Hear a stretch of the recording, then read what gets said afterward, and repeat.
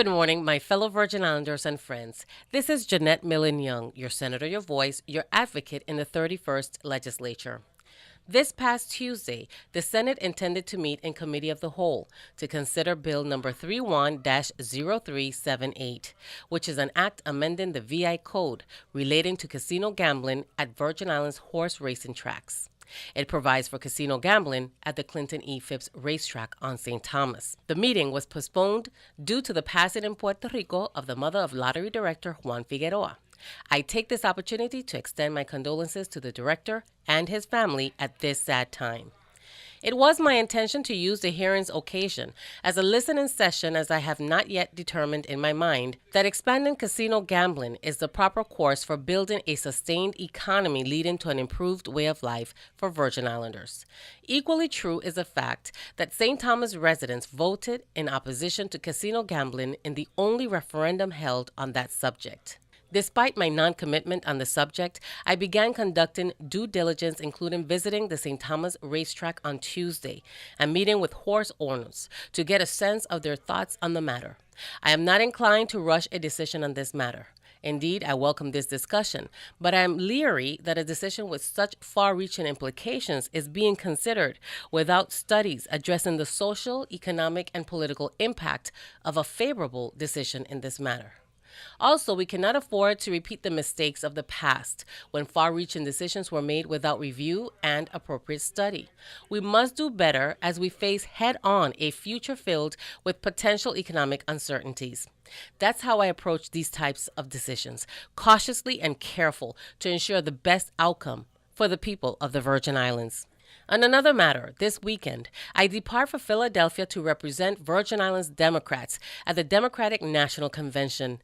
I am pleased to announce that I will also represent the delegation on the DNC's Credentials Committee.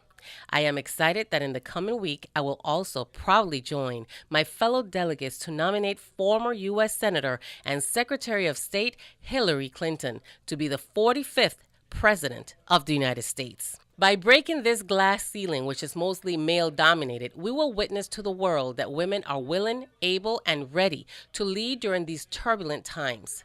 Many European nations have elected and become accustomed to female leadership already. Now, in the 240th year of its independence, America is ready. Undoubtedly, Mrs. Clinton has the experience, temperament, and ability to lead the nation. I look forward to this historic undertaking as I vote to nominate Mrs. Clinton as America's first woman president. The stakes are very high in this election, and despite the territory not having a vote in the November election, we must recognize that the progress made during the last 8 years is clearly at risk. Women across America know we cannot afford to allow the election of Donald Trump. This election is about a woman's right to choose to receive adequate health care services, equal pay for equal work, and to be respected legally and professionally as an equal partner at home and at work. Finally, but very important, I want to send special greetings to the men and women of the Virgin Islands Police Department. It has been a difficult few weeks for law enforcement personnel across the nation as police officers have come under deadly fire in Baton Rouge and Dallas. As a wife of a service member who has been engaged in Homeland Security, I know the uneasiness of long and dangerous service deployments and unease of risky assignments. I understand how loved ones feel waiting for shifts to end. We law-abiding citizens need them, and they need us for the emotional support to perform their duties. First responders are the first line of defense between the law-abiding and the lawless. Therefore, we must support and encourage them while lifting them up in our thoughts and prayers as they strive to protect and serve us. May God guide and protect them in the weeks and months ahead. This is Janette Millin Young, your senator, your voice, your advocate in the 31st Legislature, asking for your support for this coming election. I am number 6 on August 6th, primary day.